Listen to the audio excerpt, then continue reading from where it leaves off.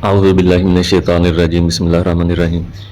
آج کا ہمارا موضوع ہے علامہ اقبال رحمۃ اللہ علیہ کے شعر کی وضاحت اور مولویوں کی غلط بیانی۔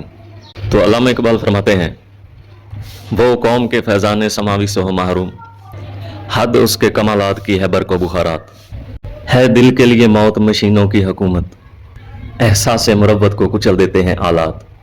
تو ان اشعار کا جو یہ آج کل کے مولوی مفتی اور پیر معنی لے کر لوگوں کے سامنے وضاحت کرتے ہیں وہ یہ ہے کہ یہ جدید آلات، سائنسی مشینری، یہ دور جدید کی ایجادات، سائنسی مشینری آلات، یہ حرام چیزیں ہیں، یہ نقصان دہ چیزیں ہیں، ان کا استعمال نہیں کرنا چاہیے وغیرہ وغیرہ۔ یہ انسانیت کے احساس کو کچل دینے والی چیزیں ہیں۔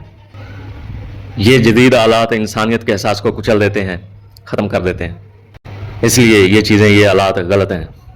یہ دل کے لیے موت، دل کے مردہ ہو جانے کا سبب ہیں، دل کو مردہ کرتی ہیں۔ بات وہی ہے، یعنی کہ احساس کا ختم ہو جانا۔ تو یہ وضاحت کرتے ہیں آج کل کے مولوی اور مفتی اور پیر، اور لوگوں کو گمراہ کرتے ہیں۔ اس کی صحیح وضاحت کیا ہے وہ آج آپ اس ویڈیو میں سنیں گے انشاءاللہ العزیز۔ تو بات کو غور سے سمجھیے گا۔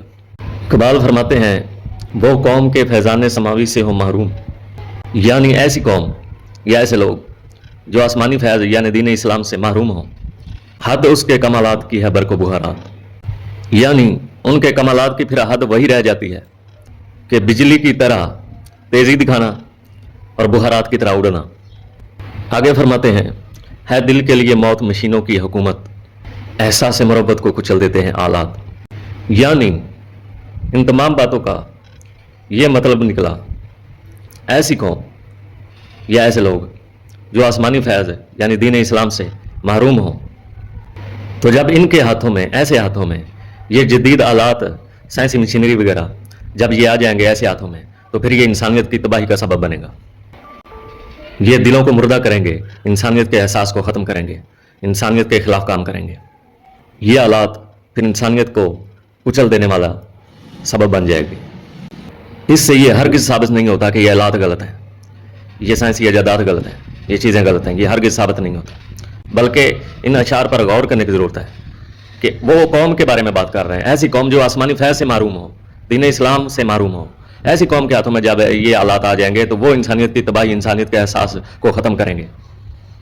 جبکہ یہی آلات، یہی جدید مشینری، یہ چیزیں جب ایسی قوم کے یا ایسے لوگوں کے ہاتھوں میں آ جائیں گی جن کے پاس آسمانی فیض ہوگا، جو دین اسلام پر ہوں گے، تو ایسے لوگوں کے پاس جب یہ آلات ہوں گے تو وہ انسانیت کے لیے فائدہ ہوگا، انسانیت کی بھلائی ہوگی۔ وہ ان آلات کو انسانیت کی بھلائی کے لیے استعمال کریں گے، فائدے کے لیے استعمال کریں گے۔ تو یہ ہے ان اشعار کا صحیح معنی اور مطلب جو علامہ اقبال ہمیں فرما رہے ہیں۔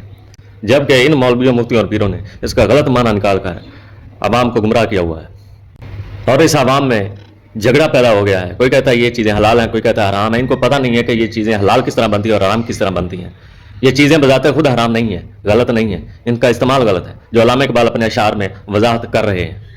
تو عجیب بات ہے کہ اتنے اپنے ساتھ لقب رکھنے والے اور اتنے بڑے نامور لوگ، اسلام کے دعوے دار لوگ، حق کے دعوے دار لوگ، ان کو علامہ اقبال کے یہ شعر سمجھ نہیں آتے تو وہ ہمیں قرآن حدیث کیا سمجھائیں گے۔ تو اسی لیے اللہ پاک کے فرمان کے مطابق ہمیں اپنی آنکھیں کان کھول کر رکھنی چاہیے اور ہر بات کی تحقیق کر لینی چاہیے کہ یہ بات صحیح ہے یا غلط ہو رہی ہے۔ اللہ پاک نے ہمیں یہ آنکھیں، کان، یہ عقل، شعور کس لیے دیا ہے؟